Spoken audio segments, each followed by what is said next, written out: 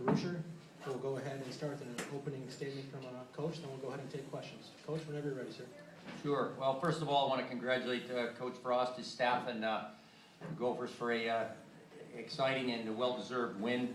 I think they certainly showed that they don't back off the gas pedal too often, and really had it in high gear most of the game. At the same time, I was real proud of our kids that they had it in a nice position, 2-1 going in the third period, and had a little bit of a look of last weekend when we were going in the third down 2-1, and I think 5, 6, 7 minutes in, it still was pretty much that score, but then they got one that opened the floodgates, and I don't think mentally, we played a poor game. I think there was just some real outstanding plays by some talented kids, Kelly Terry in particular, that separated them and put the game away.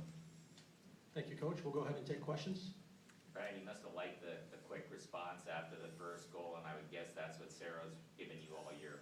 Absolutely. A kid who I think it's 32 goals now is a fantastic year. There was a lot of question marks, without Miss Poulin as her center, and Bohanchuk, another national team type kid on the right wing, and Sarah certainly ended all of that speculation and had a fantastic year this year. She was a leader all year. She always got the big goal, and today it clearly got us back in the hockey game. And again, you go all the way down to the third period, 20 minutes left. If a funny bounce or a kick, I think late in the second period, Maddie Ilya had a real good look, and Sarah had a good look. If one of those two goes in, maybe it's a slightly different game. But I don't think this team gets rattled too much. That's a credit to the kids that are playing here for the University of Minnesota, and they showed it again today. Coach Frost called your penalty kill one of the better ones he's seen this year. What were you focusing on, and what do you think went right? Ultimately, we're trying to keep the puck out of the net, thanks to Karen, and thanks to some black shots, and thanks to some flexions, and thanks to maybe a couple pucks that were shot wide. We did seem to be in the lanes. We did seem to be, making it tough for them to get to the net. Last year when we came in here, we probably played a little more all-out pressure, and they would find the seams and probably get a little more better looks. But this year, particularly the last 10 to 12 games a year, we probably backed off more than we do in the past. I like to pressure people and see if they can make 4 passes and put a puck in. But we maybe weren't as quick or didn't have the volume of players that put fear in people. So we backed off, and today they did a good job because that's an area that, again, they could have got away from us when it was 4 or 5-0 in penalties. But thankfully the kids kept it at bay and took us deep into the game with a chance to win. Brian, they were undefeated last year, of course. Is to go with the players they lost to come back and go 37-1-1 at this point almost, is it more remarkable?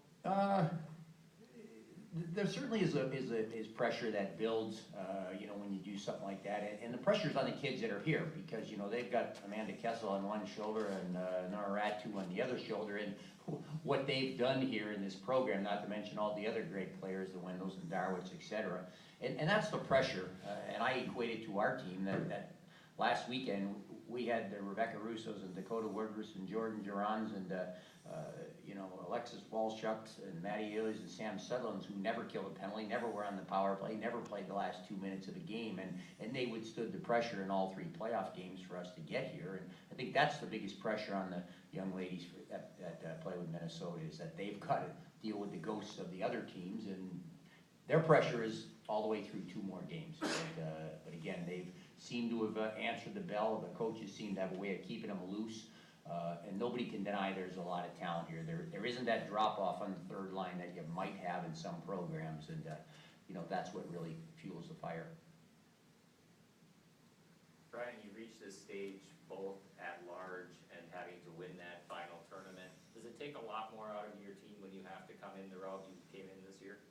I don't think so, because it also creates a unique energy, an interesting energy that, you're playing in a big game like this, and 6 days ago you might have been packing up your suitcases and putting the equipment away. But I think it's a great credit to the young kids in this team, and without a doubt, Karen Sperry, Kelly Fratkin, Louise Warren, 3 of our key seniors, Taylor Holtz, Megan Riggs, and Braylee Hillier, those 6 seniors sort of kept the dream alive and really pushed the envelope, but our freshmen answered the bell, so I think the energy that it created was great, and you know, sometimes when you get on a positive roll, once we get by Providence in the first game, Hyannis has been good to us, you know, 6 games and 6 wins, so that helped, but it's nice to know that you can be here and play in a special building in a special game and have a chance, you know.